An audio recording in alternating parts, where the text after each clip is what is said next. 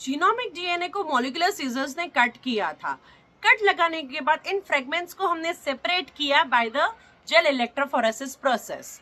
अब यहाँ जो हमारा जीन ऑफ इंटरेस्ट था उसको अलॉन्ग विद द जेल हमने कट किया एंड उसको बाहर निकाला। This process is called as elution. Elution करने के बाद ये जीन ऑफ इंटरेस्ट एक ही नंबर में है, which is very less for any experiments to perform further.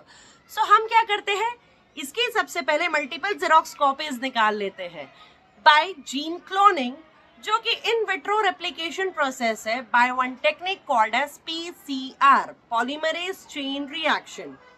इस टेक्निक के टोटल 3 स्टेप्स है, डीनेचरेशन, एनिलिंग एंड एक्सटेंशन।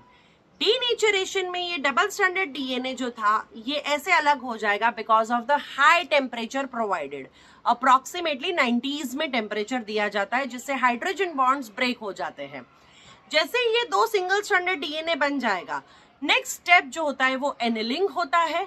इसमें टेम्परेचर थोड़ा रिड्यूस किया जाता है, अप्रॉक्स 50 to 60s में टेम्परेचर दिया जाता है and that allows 2 sets of primers to attach at the 3' end of this template DNAs.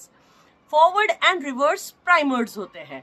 ये primers जुड़ेंगे by the process called as annealing and they will recognize the 3' end. Next step is extension और polymerisation, जिसमें again temperature थोड़ा सा rise किया जाता है, approx 72 degree Celsius दिया जाता है।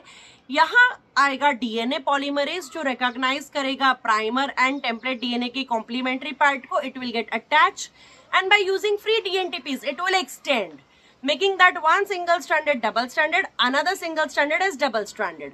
सो इनिशियल एक डीएनए टेम्पलेट था, उससे टोटल एक साइकिल के बाद 2 डीएनए टेम्पलेट्स बन गए। बट यहाँ जो हमने डीएनए पॉलीमरेज यूज किया है वो 72 डिग्री सेल्सियस पे डीनेचर इजीली हो सकता है। So we take DNA polymerase from Thermus aquaticus which lives in hot springs naturally. So high temperature में उसका डीएनए पॉलीमरेज एक्टिव होता है एंड उसके डीएनए पॉलीमरेज को हम नाम चेंज करके दे देते हैं टैक पॉलीमरेज। अब एक साइकिल से 2 डीएनए फ्रैगमेंट बनेंगे, 2 साइकिल के बाद 4 बनेंगे, तीसरी साइकिल के बाद 8 बनेंगे and so on. 2 raised to n is the formula to remember, where n is the number of cycles.